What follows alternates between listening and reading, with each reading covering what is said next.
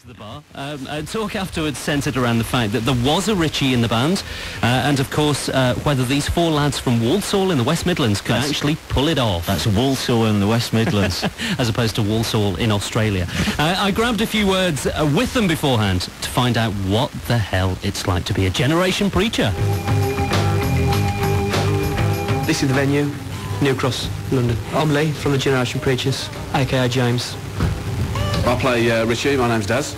My name's Lloyd and I play Nicky. I'm Gills and I'm aka Sean. He was in 97, about August 97, you know, we decided to get it together. I've been taunted for a few years saying I look like James and stuff, you know, and in our area the tribute thing was massive, you know, it's everywhere. And if you was an original band, you couldn't get no work, you know.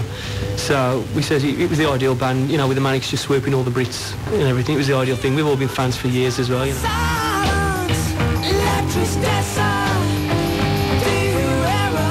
I'm Charlotte and I'm here with my wand and my pink furry halo and my white tights and my knee-high boots, if that helps.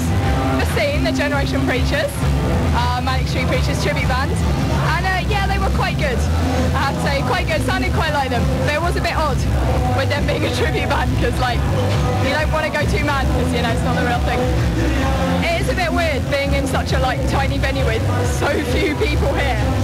That makes it a bit strange, but they do sound very much like them. They were good, but they weren't Manics. I saw the Manics last week at Cardiff, and they were okay. At Cardiff, it was the Manics. You know, you were pushing to get to the front, to be close to them. You wanted to be near them because they are the real thing. But they're not the real thing there, and you can get to the front really easily because there was no people there. I mean, there were people there, but not enough people there.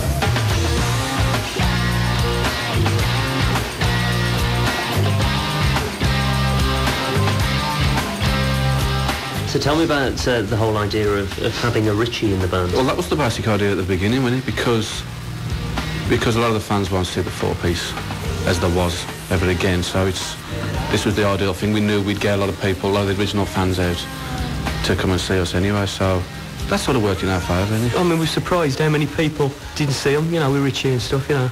So it gives them a chance to see how it used to be as well, you know. So they get the best of both worlds, you know. They see the Manics if they want to go see them now, but, you know, we give them the chance to see them how they used to be as well, you know. Sometimes it's a bit weird for me playing things like Australia and Design for Life, to be honest with you, because I'm supposed to be Richie, and people have said before, what, you're playing too good, or you're just supposed to be there and stuff like this, but what you're supposed to do, sometimes you play a gig, and you come off stage, you have to be half and half.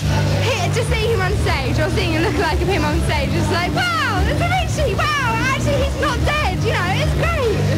They put a brave effort in, and compared to some of the tribute bands here, naively the Rolling Stones, they were relatively good.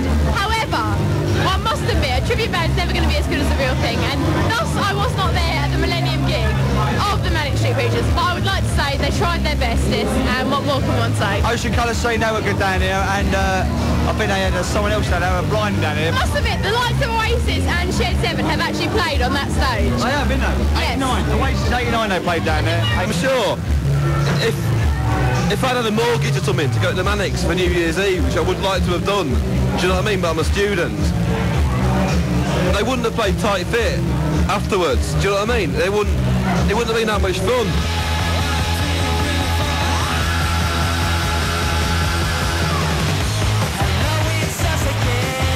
So one final question, is Masses Against the Classes, is that in there? Not tonight, it's not. It's not tonight. He's still there. There's only Sean who's heard it, there's only Jules who's heard it, to be honest with you. I'm still waiting. I think I've heard it all, but it's like, I've heard one bit on a Wednesday, then the next bit on a Saturday, and it's like, so if we ever play it, it'll be like back to front and stuff, you know, like so. We was happy to play it for the next couple of gigs anyway, but it's just getting a couple.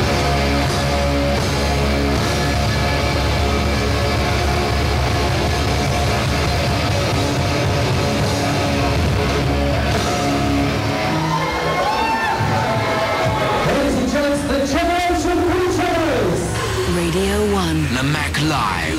Previews.